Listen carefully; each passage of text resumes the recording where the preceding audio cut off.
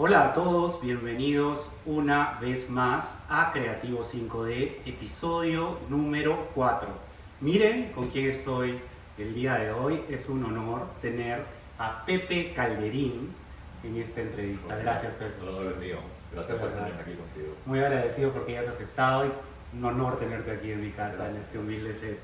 Pepe, tú sabes que esas entrevistas justamente que se llaman Creativo 5D buscan invitar a profesionales que se dedican a este mundo de la creatividad, pero que también están en una línea de servicio y de conciencia.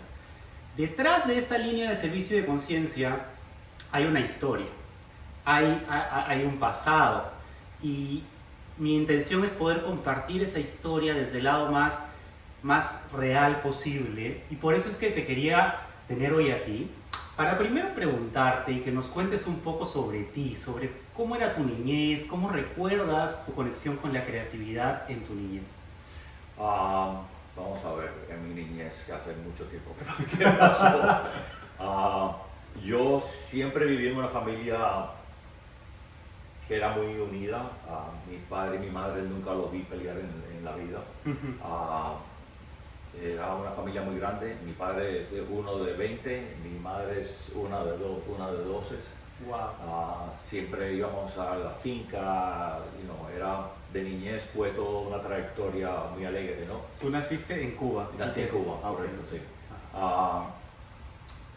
sí. De chico siempre, mi madre cosía y cosía muy bien, y yo diseñaba mi ropa. Wow. O sea, yo la hacía ya que me hiciera la ropa de cierta forma, que me pusiera los botones de cierta forma. En creatividad, yo creo que en fashion fue algo que fue lo primero que empecé a ver en mí, ¿no? Wow. Después, a los 14 años, llegué a los Estados Unidos. Wow. Yo, antes de eso, fui católico. Ok. Muy inclinado a mi religión católica. Mis padres nunca iban a la iglesia, pero a mí siempre me mandaban a la iglesia. Wow. Yo fui monaguillo, Wow. hice mi primera comunión, hice lo que viene después. La confirmación. La confirmación, todo fue una trayectoria. Salí de Cuba, llegué a los Estados Unidos y la religión Se quedó en Cuba. Se quedó en Cuba. Empecé aquí en el colegio en el 8 grado. Y ahí la mezcla en este país fue una cosa completamente diferente. Yo siempre fui a escuelas públicas, Okay. Siempre estaba mezclado con diferentes. Con todo tipo de gente, Sí, ¿no? los dos de mis amigos, una vez me fui como se decía, nos esquipeamos Sí, se tiraban la pera, como decimos en Perú. Nos fuimos de la clase y los tipos, era un argentino y un uruguayo, y ellos hacían LSD a los 8 en el 8 grado. 13, 14 años. Sí, una cosa así. Y la verdad que eso me empezó a abrir un mundo diferente, ¿no? Totalmente. Después, a los 9 grados, fui a la primera integración de escuela Okay. en los Estados Unidos, donde blacks and whites estaban juntos. Antes de eso no pasaba. Antes de eso no pasaba. Wow. Fue la primera vez. Fui a una escuela que se llamaba Booker T. Washington y fue toda una integración completamente. Después fui a una escuela que se llama Miami High, que básicamente todos hispanos. Okay. Y ahí fue cuando me introducí a la marihuana. Mis amigos, dos de los mejores amigos vendían cocaína. Okay. Y fue todo ese mundo oscuro, Sí. donde caí y estuve por un tiempo, ¿no? Pero yo siempre he sido esa clase de persona que caigo y siempre reboto y llego a otro lugar.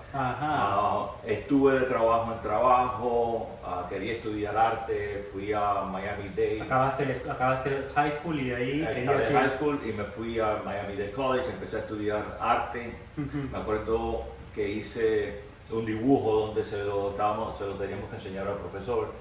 Y el profesor me dijo que mejor buscara otra carrera porque artista de verdad.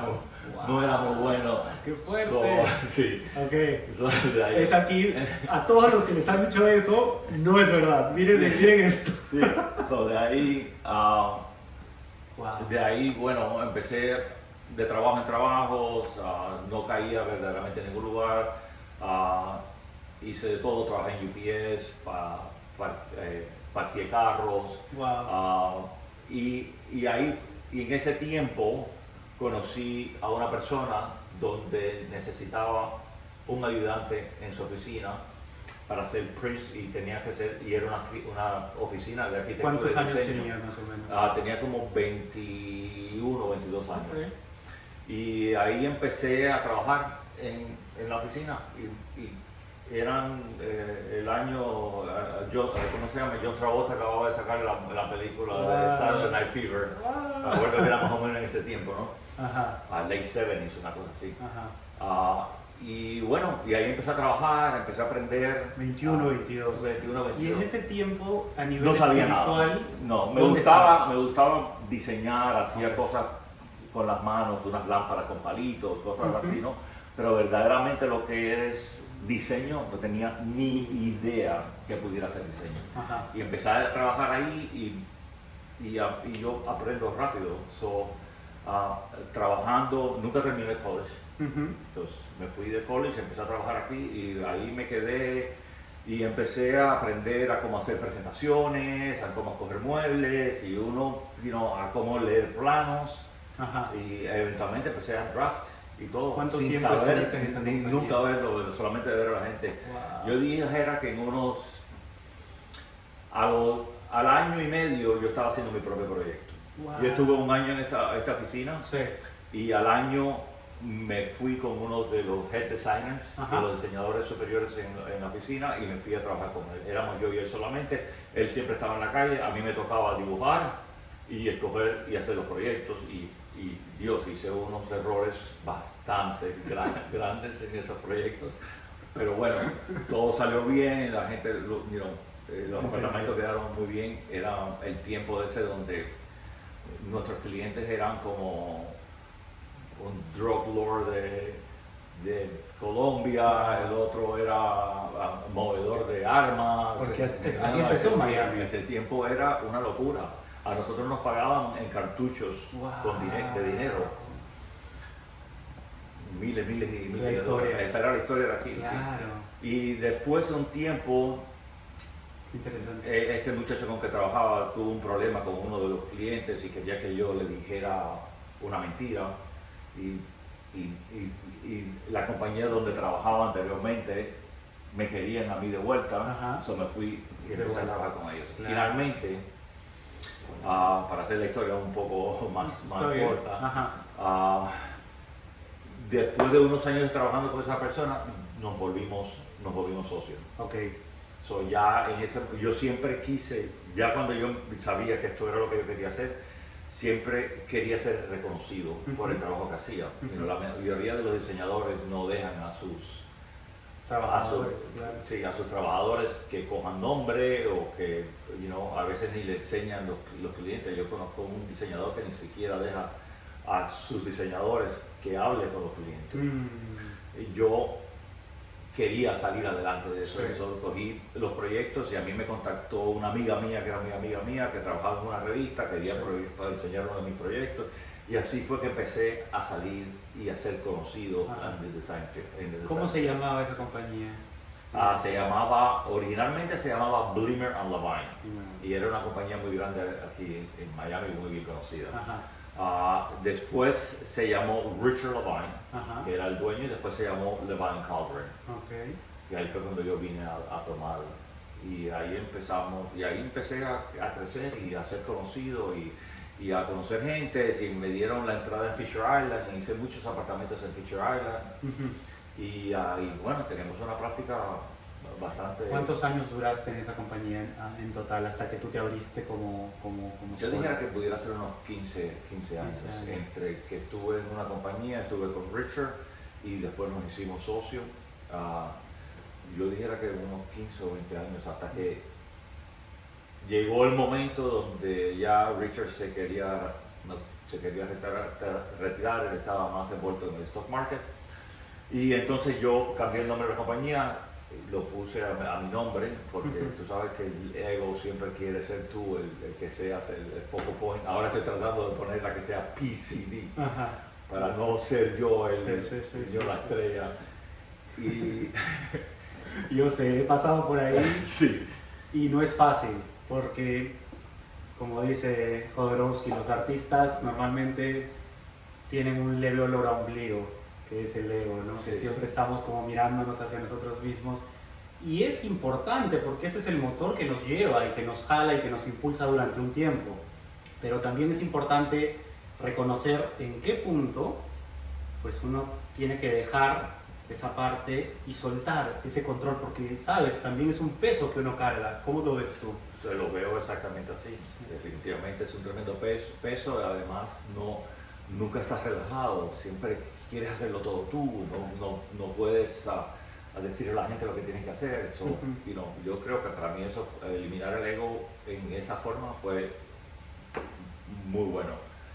So, empecé, me separé de Richard y aquí tenía tanta energía adentro de mí que empecé a hacer tantas cosas a la misma vez. Empecé a hacer una línea móvil. Mientras tenía 20 empleados en la oficina. Empecé a hacer una línea de teachers espirituales. So, empecé a hacer teachers que... De verdad, en ese tiempo ya hacías... Este es uno de los teachers. ¡Wow! ¡Me encanta! Y a la misma vez empecé a hacer arte. Okay. Fue en el tiempo donde hice un show en una galería en Wynwood. Y estaba... ¿De qué año estamos hablando de esto? Únicamente el tiempo. Hace por lo menos 15 años atrás. 15 años atrás, wow. Sí. Okay. Empecé con la línea mueble, los teachers, y de verdaderamente todo era, bueno, yo creo que necesitaba release energy. Y todo fue ese movimiento de poder hacer más de lo que la gente podía, porque verdaderamente el diseño ha sido la única cosa que ha sido siempre estable en mi vida. Todo lo demás ha sido entretenimiento. Un vacío dentro de mí que necesito buscar otra cosa que me lleve donde estoy. Ya en ese tiempo había empezado mi movimiento espiritual. Okay. ¿Cómo empezó? ¿Cuál fue el punto de quiebre? Cuéntanos un poco. Yo creo que después que tuve a mis hijos, como a los 35, me llevó, empecé a hacer yoga. Eso fue lo primero. El primero que empecé a hacer yoga.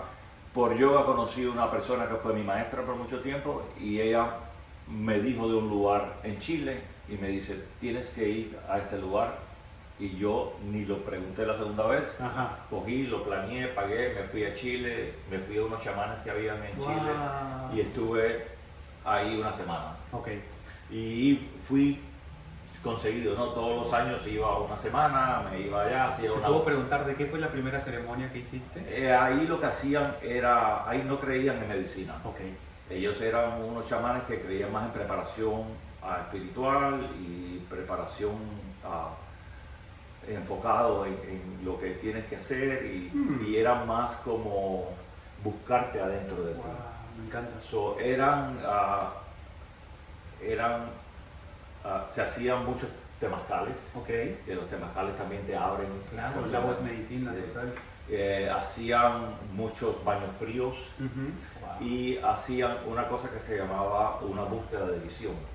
Y la búsqueda de visión te preparabas 2 o 3 días, no comías mucho, hasta ya llevabas a la montaña, te subían arriba y te quedabas arriba para 3 días, 4 días, 3 noches sin comer y tomar agua. En un círculo donde no te podías salir de ese círculo. Hacías un rezo en 8 pies y ahí no importa lo que pasara, tú te quedabas en ese círculo.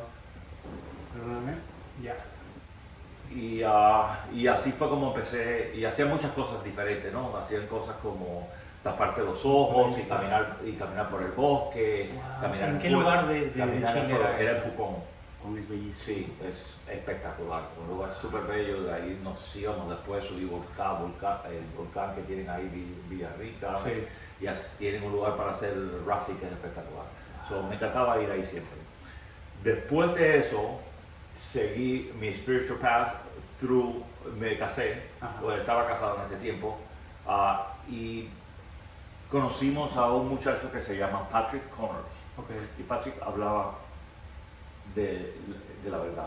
Y básicamente la verdad es solamente una, ¿no? Sí, lo que cambia es la perspectiva. Exacto, de pero es solamente una. Y estuve siguiéndola por mucho tiempo, hasta que empezamos a seguir a un gurú que se llama Swami Purna.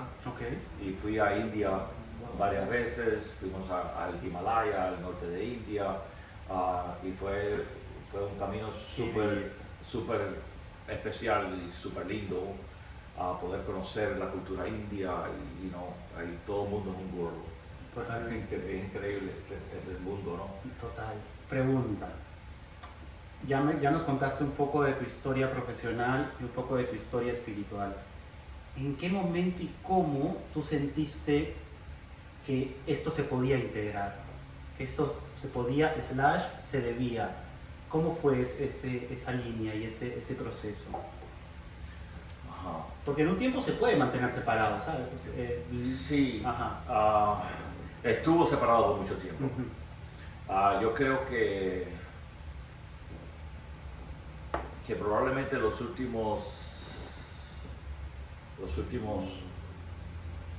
8 años han sido verdaderamente donde el entendimiento ha caído, donde verdaderamente los dos se han cruzado, porque he eliminado el miedo.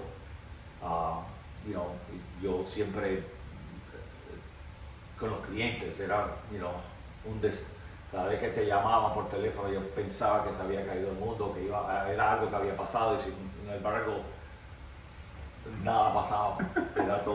Era toda mi mente creando toda esta historia. Sí. Digo que no lo quería llamar por teléfono, pasó algo con el instalador. Oh my God. Claro, es que porque es en un estrés pasado, constante. y eso era porque en un pasado cosas así pasaban. Yo he tenido instaladores que le han abierto un hueco a una mesa de lacas por abajo, o se le ha caído un pendante de un chandelier arriba de la mesa, o he tenido un sofá que no me ha entrado por una puerta. Cosas del día a día. Cosas del día a día que uno a veces, uno es humano, y tienes que entender eso. Por eso aprendí que básicamente todo era basado en el dinero. Y hice un error. ¿Cuánto me va a costar? $10,000. Can I afford it? Yes. Entonces, forget it. Y el momento que yo forget it, todo se resuelve solo, porque así es la vida. Así es la vida. No no tiene que verdaderamente poner tanta presión. Cuando yo seguía a Patrick, él me dijo a mí una vez, me dijo, tú no tienes que trabajar tanto. No trabajes tanto. Y ahí fue donde entendí que verdaderamente no tengo que ser yo quien lo hace todo. Puedo decir a la gente lo que tienen que hacer, y puedo no tener que trabajar. Y ahora verdaderamente no trabajo tanto. Uno es todo mental. Tú no tienes que ser el doer. Si tú lo piensas, se realiza. Puedo preguntarte, ¿cuál es tu signo en sol? Yo soy Piscis. Piscis. Ok. Es muy interesante porque yo empecé a estudiar la astrología hace un tiempo. Ajá. Por mi hermanita, que ella me ha introducido a varios temas, y tiene que ver. De hecho, hay una diseñadora que se dedica a hacer diseño astrológico, no sé si has escuchado de ella, ya la invité también, pero estos rasgos energéticos con los que uno viene también nos favorecen en algún aspecto de nuestra vida, ¿no? Por ejemplo, si eres tierra, eres Capricornio o eres Virgo, pues las estructuras son más fáciles. Si eres aire, como yo, o agua, es más fácil fluir en creatividad, soñar, volar, pero a veces aterrizar y organizar no es tan fácil, ¿no? Entonces, claro, esto impacta en todos los sentidos de nuestra vida, tanto espiritual como profesional, y cuando hacemos esta sinergia, y nada, es interesante saberlo. Yo no sabía cuál era tu signo. Pepe, entonces, yo quería preguntarte, durante este proceso en el que tú empezaste a aplicar la espiritualidad en tus procesos, en tu forma de ver tu trabajo, en tu forma de ver la vida, ¿cuál crees que fue lo que más te costó? ¿Qué fue lo más difícil o lo más retador en este proceso? Yo no creo que verdaderamente me costó dejar nada. Yo creo que todo llega el momento en tu vida que pasa lo que tiene que pasar. Sí. No es una cosa que yo planeé, pero yo creo que el momento que empecé a hacer medicina, las cosas se empezaron a aclarar más. Empecé a ver las cosas en una forma diferente. Que no dejar más de ser, estar más con mi familia, no preocuparme por las cosas, porque verdaderamente todo viene, visualizar lo que quiero en mi vida.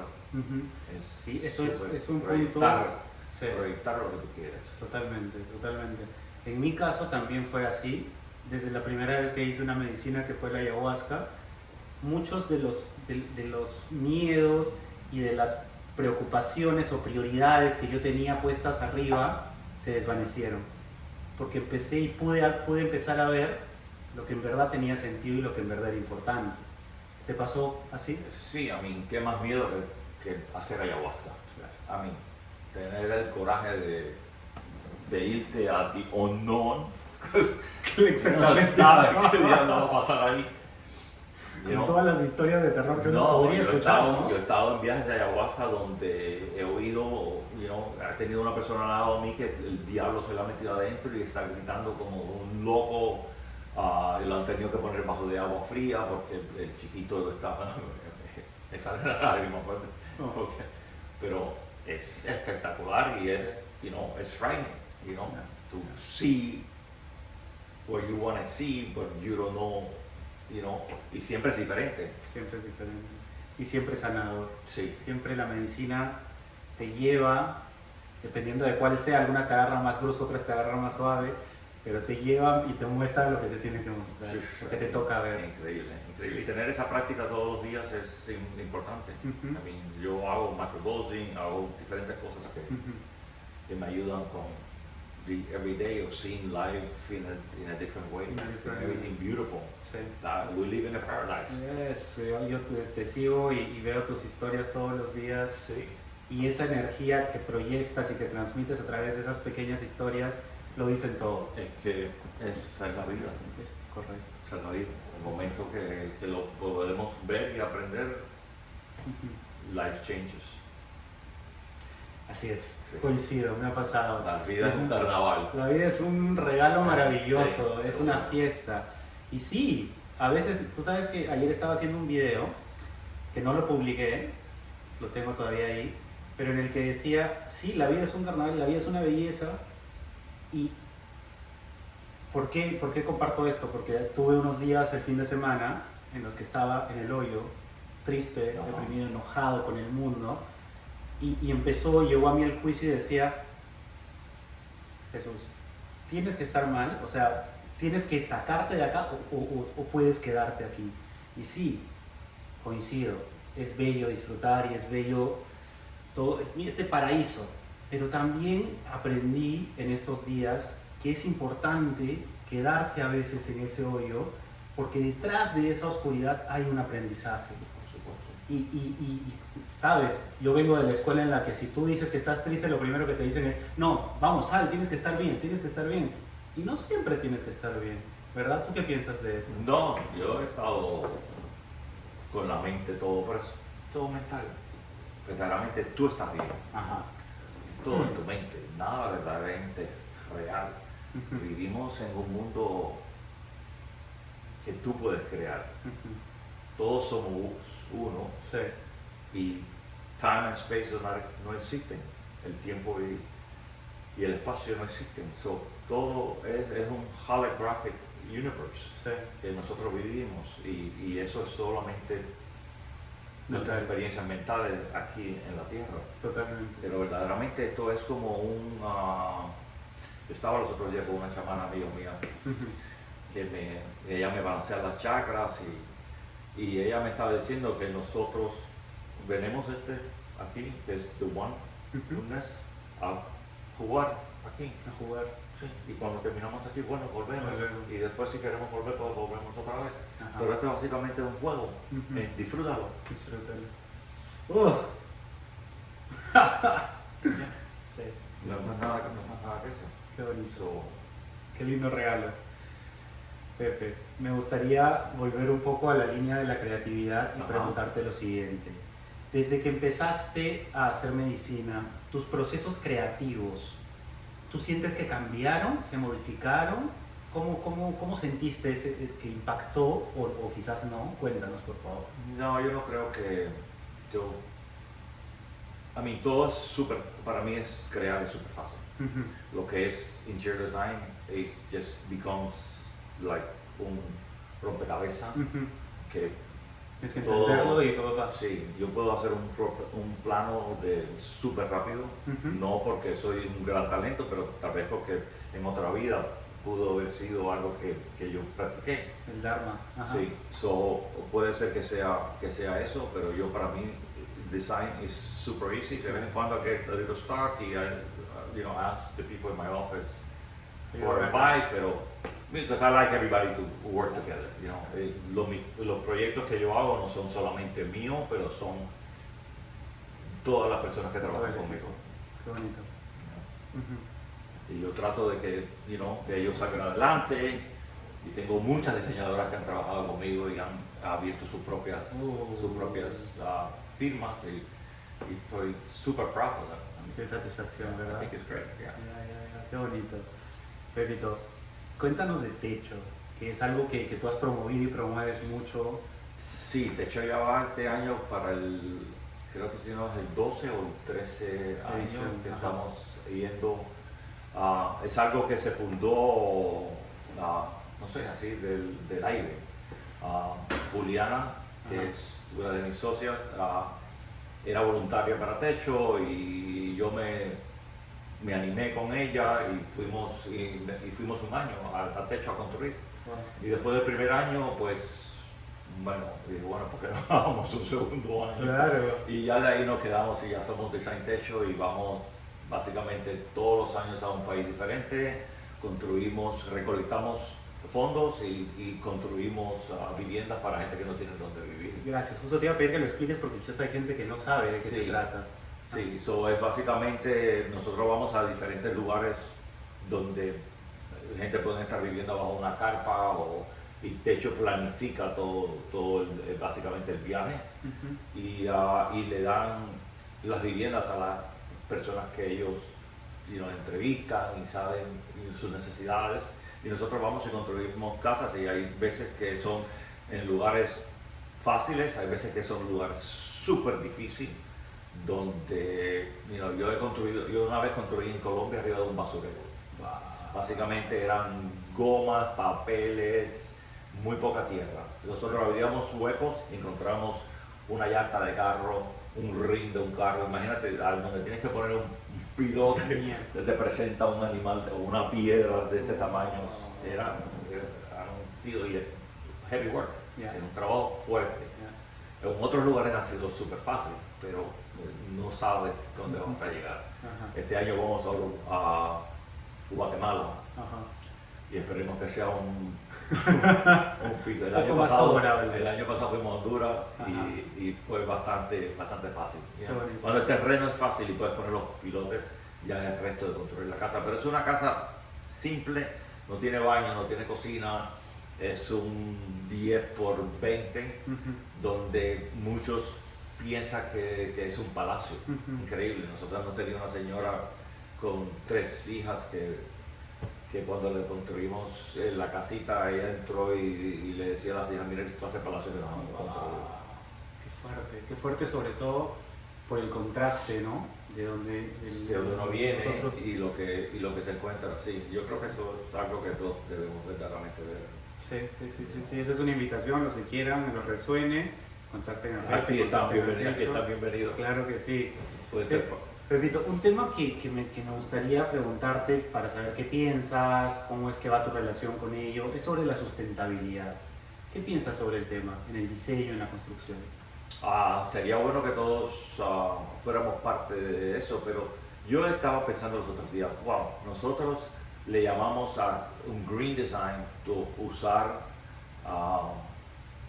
porcelana en los pisos y tal, pero eso no es tan green, si verdaderamente lo ves en el punto. Yo creo que es más green usar mármol, porque el mármol puede, sí, piedra natural, porque dura mucho más tiempo. Verdaderamente no todo el mundo lo va a quitar si usas un tamaño grande en un espacio. La porcelana eventualmente se craquea, tienen problemas con ella, y eventualmente la sacas y entonces hay que buscar un lugar donde botarla o cómo reciclarla. En ese no sé si hay, sería espectacular que todos pudiéramos vivir abajo de un tent en la playa. Eso fuera super cool. Aquí con aire, ¿no? Bueno, aire acondicionado, por supuesto. Es más, hay una gente en Bali que están haciendo un proyecto donde es en la playa y tú compras tu lote y tienes un tent de esos estilo African Safari, inmenso, con tu cama y tu terraza afuera y aire acondicionado. Eso fuera un espectáculo. Sí. Pero el mundo está cambiando y mira los calores que están haciendo, no sé si eso va a ser muy posible en un futuro. Yo trato de reciclar todo, pero es que nosotros consumimos tanto. Una sola persona bota que 2 cartuchos de basura a la semana, por lo menos. ¿Dónde va todo eso? El plástico, todo se vende en plástico. Sí, es muy fuerte. Es imposible. Yo me compré un Lumi, apoyo de Lumi, que es el compost, y bueno, por lo menos ya no boto eso. Al do compost ahora estoy regalando el compost. Pero acá se vienen bien recibido. Tengo ahí afuera, te voy a dar un par de cartuchos de compost que tengo aquí. Sí, y hay que y plantar muchos árboles. En vez de cortar cuando tienes una casa, pues planta árboles. Yo siempre que he comprado una vivienda, una casa, como te estaba diciendo, siempre planto todo lo más que puedo. En vez de cortar y botar y poner más cemento, pues pongo un poco más de hierba y plantea, pero es un problema que no sé cómo se va. Pero hay muchos arquitectos que usan, yo sé que en India, yo fui a unos award presentations donde había este muchacho que era creo que era chino uno, y había otro indio, y están haciendo unas viviendas donde son self-contained. Tenemos ahora todo el cristal que puede absorber toda la energía, y yo creo que eventualmente el mundo va a empezar a cambiar por la necesidad, porque mira lo que está pasando, mira lo que está pasando ahora en Boston, toda esa parte que está todo inundado. Si no nos apuramos a hacer algo por el planeta. Tú sabes que antes de que llegues estaba escuchando una canción de Darwin Grajales que decía, y si no depende de ti, ¿de quién depende?